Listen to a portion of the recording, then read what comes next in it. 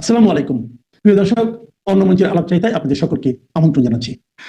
আজ নিয়ে 3 দিন হলো ভেনেজুয়েলার প্রেসিডেন্ট নিকোলাস মাদুরো এবং তার স্ত্রীকে কিডন্যাপ করে নিয়ে গেছে আমেরিকা। এই ঘটনার প্রতিবাদ করেছে সারা বিশ্বের বহু দেশ। এর মধ্যে কিছু দেশের সমালোচনা রীতিমতো কড়া, যেমন রাশিয়া ও চীন। রাশিয়া বলেছে এই ঘটনা একটি সার্বভৌম দেশের ওপর অমার্জনীয় আক্রমণ। একই রকম কড়া প্রতিক্রিয়া চীনেরও। এরা ছাড়াও আরও বেশ কিছু দেশ যারা এই মুহূর্তে পারমাণবিক ক্ষমতা অর্জন করেনি, সেই পারমাণবিক অস্ত্র যাদের হাতে নেই, সেই সব দেশগুলোর মধ্যে Brazil, Colombia, Mexico, Spain, Uruguay, Chile, এরা একটি জয়েন্ট স্টেটমেন্ট জারি করে এই ঘটনার তীব্র নিন্দা করেছে। তারা বলেছে it can constitute an extremely dangerous precedent for peace and regional security and endanger the civilian population.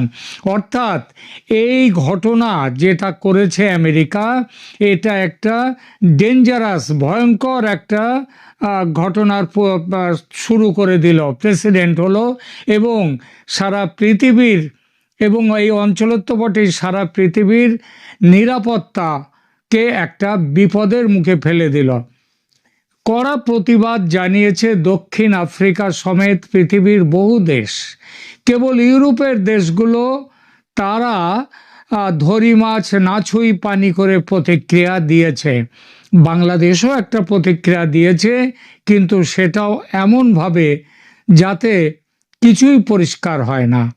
এবং পাকিস্তান এখনো পর্যন্ত সরকারিভাবে এর জন্যে কোনো কিছু বলেনি।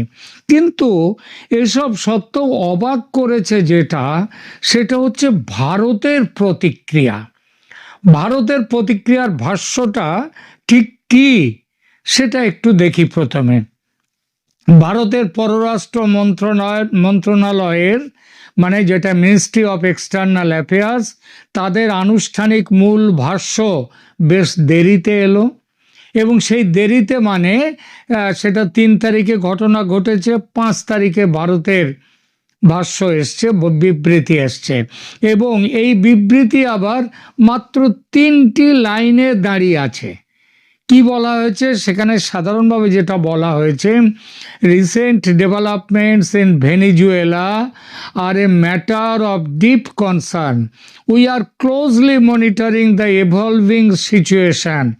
India reaffirms its support to the wellbeing and safety of the people of Venezuela.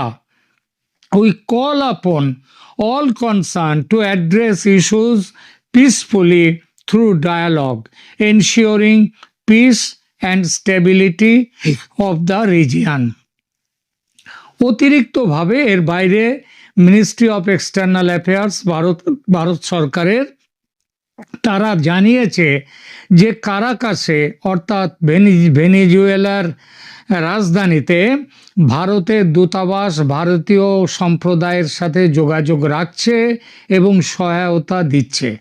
ভারতীয় নাগরিকদের ভেনেজুয়েলায় সব ধরনের অপরিহার্য ভ্রমণ এড়াতে এবং সেখানে থাকলে অতিরিক্ত সতর্ক থাকতে বলা হয়েছে।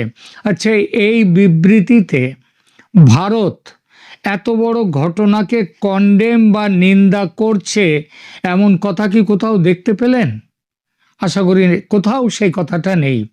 শুধু বলা হয়েছে ভেনেজুয়েলার ঘটনা গভীর উদ্বেগের বিষয় এবং ভারত পরিস্থিতি গভীরভাবে পর্যবেক্ষণ করছে এবং ভারত ভেনেজুয়েলার জনগণের মঙ্গল ও নিরাপত্তার প্রতি ভারত তার যে আকাঙ্ক্ষা সেটা পুনরায় ব্যক্ত করছে। এর মধ্যে কোথাও নিন্দার ভাষা নেই। প্রশ্ন উঠেছে, কেন এই অবস্থান ভারত সরকারের? এবছর ব্রিক্স সংস্থার চেয়ারম্যান, ব্রিক্স মানে BRICS, 5টা দেশ নিয়ে যে ব্রিক্স সংস্থা, 5টা দেশ, B for Brazil, R for Russia, I for India, C for China and S for South Africa. এই 5টা দেশের মধ্যে ইন্ডিয়া বা ভারত ছাড়া বাকি 4টি দেশ আমেরিকার নিন্দা করেছে কড়া ভাষায়। ভারত নিন্দাই করেনি। এর পেছনে কি কারণ থাকতে পারে? কারণ ছাড়া কিছু হয় না। যে কারণগুলো নিয়ে খুব আলোচনা চলছে মিডিয়াতে এবং বিশ্লেষকদের মধ্যে, সেগুলো এরকম: 1, ভারতের সঙ্গে আমেরিকার বাণিজ্য চুক্তি এখনো স্বাক্ষরিত হয়নি। বেশ কিছুদিন ধরে শোনা যাচ্ছে কথাবার্তা চূড়ান্ত, যদিও সই হয়নি। কবে হবে তারও কোনো নিশ্চয়তা নেই। ভারতীয় পণ্যের খুব বড় বাজার আমেরিকা। চুক্তির চূড়ান্ত পর্যায়ে এসে বা সেই বাজারের অর্থাৎ আমেরিকার সাথে চুক্তিতে কোনো ব্যাঘাত ঘটাতে চায় না ভারত, তাই হয়তো এমন নরম প্রতিক্রিয়া। তাহলেও একটা কথা বলতে হবে, ভারত নরম প্রতিক্রিয়া দেওয়ার পরেও কিন্তু ট্রাম্প গতকাল তিনি বলেছেন যে ভারত যদি রাশিয়া থেকে তেল নেওয়া বন্ধ না করে তাহলে ভারতের যে 50%, 50% শুল্ক বা ট্যারিফ আছে সেটাকে আরও বাড়ানো হতে পারে। চীনের ক্ষেত্রে 100% সেটা হতে পারে। সুতরাং ট্রাম্প কিন্তু একটি অদ্ভুত জিনিস, উনি ভারত নরম প্রতিক্রিয়া দিলেও যে ট্রাম্প সেটা গ্রহণ করে ভারতের দিকে কোনো ফুলের তোড়া এগিয়ে দিয়েছে, আদৌ তা নয়। তবুও ভারত নরম প্রতিক্রিয়া দিয়েছে আগে। দ্বিতীয়ত, মোদী সরকার ভয় পেয়েছে, এমন কথাও শোনা যাচ্ছে।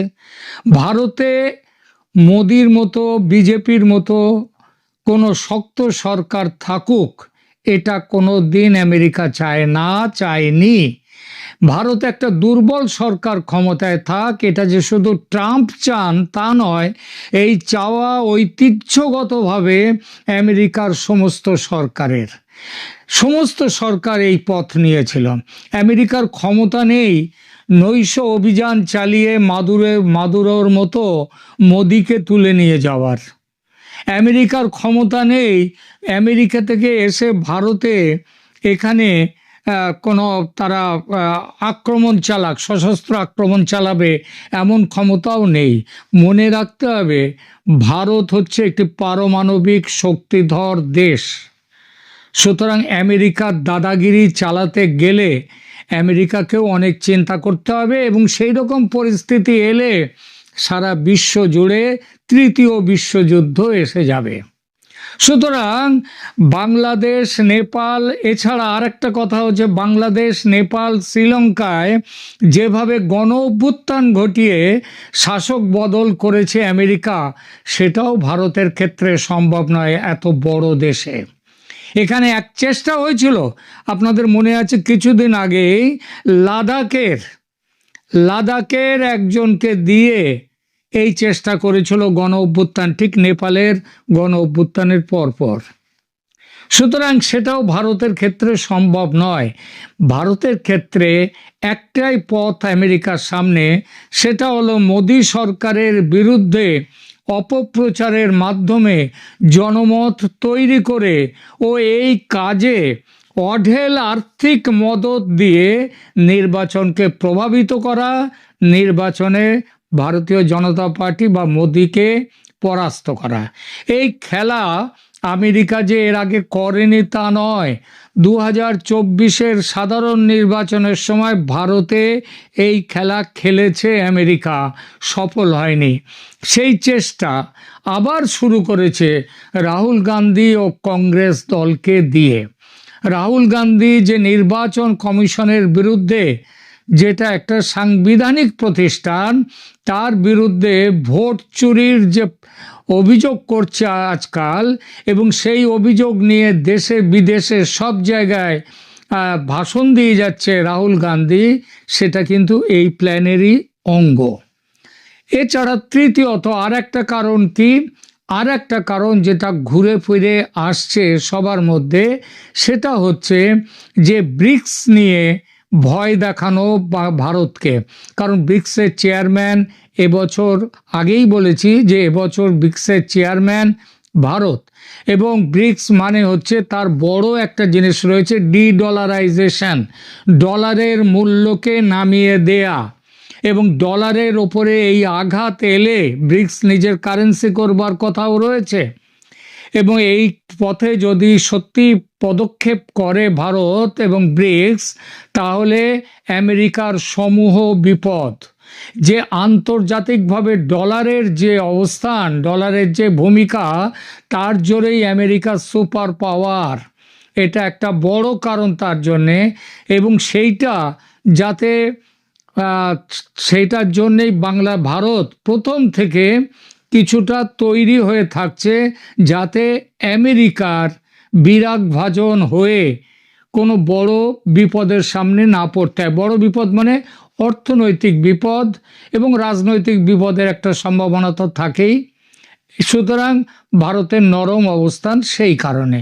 চতুর্থ কারণ হচ্ছে বাংলাদেশ। বাংলাদেশের সাধারণ নির্বাচনের আগে কোনো বড়সড় ব্যবস্থা নিতে চলেছে ভারত, এমন অনুমান বহু বিশ্লেষকের।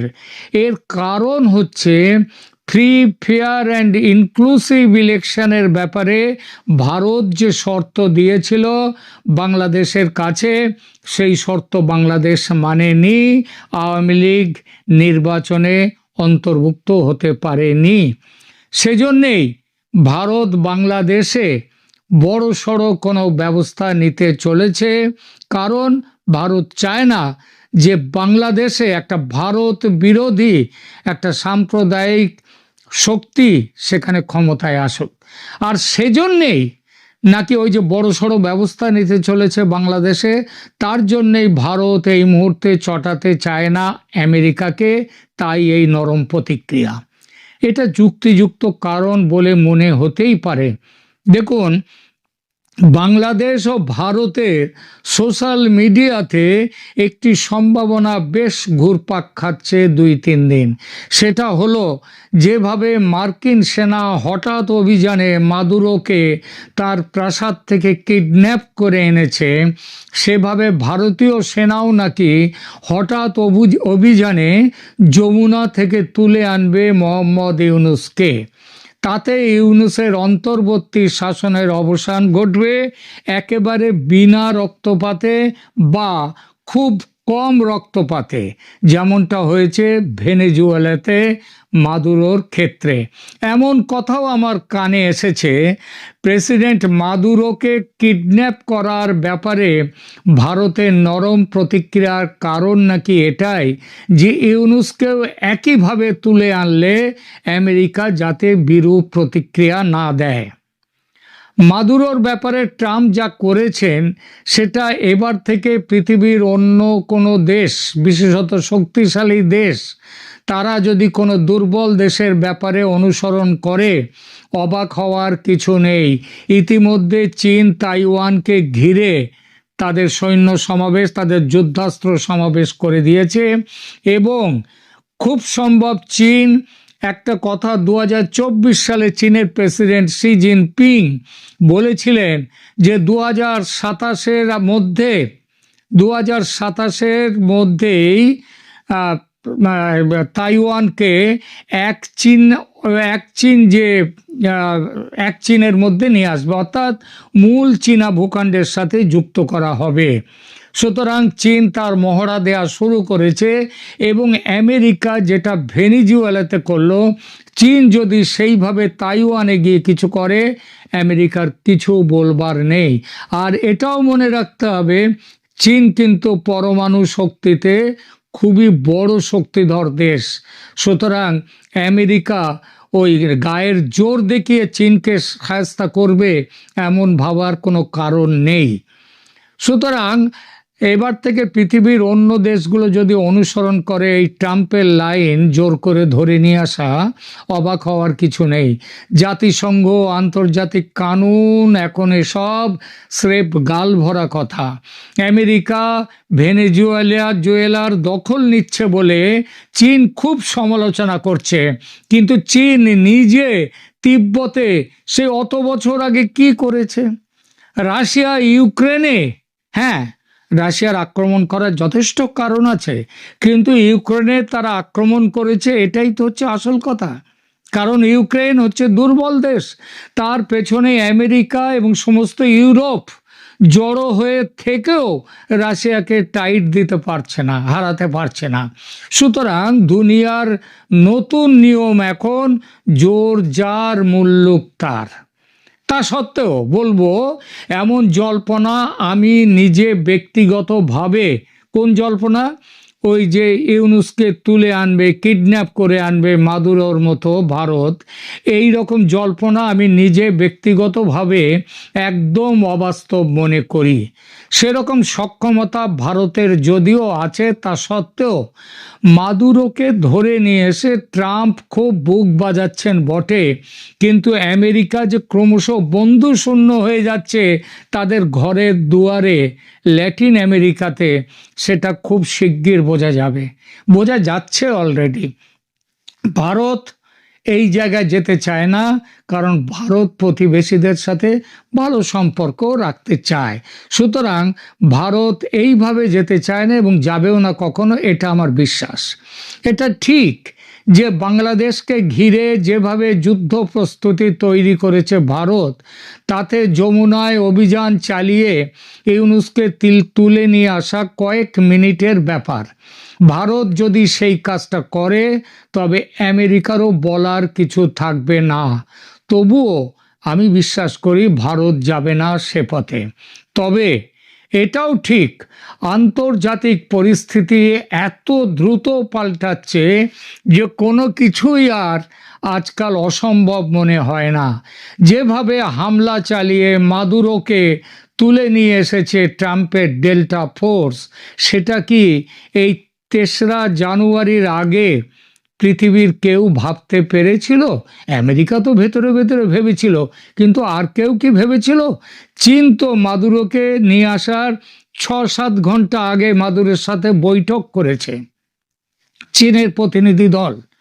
সুতরাং যে কোনো সময় আপাত অবাস্তব কিছু হতে পারে। আর ভারতের চিন্তায় যে কিছু একটা বড়সড় ভাবনা চলছে বাংলাদেশকে নিয়ে, সেটা তো অস্বীকার করার কোনো জায়গা নেই, সেটা একদমই সত্যি। সুতরাং যা কিছু হতে পারে। এখনকার মতো এখানেই রাখছি।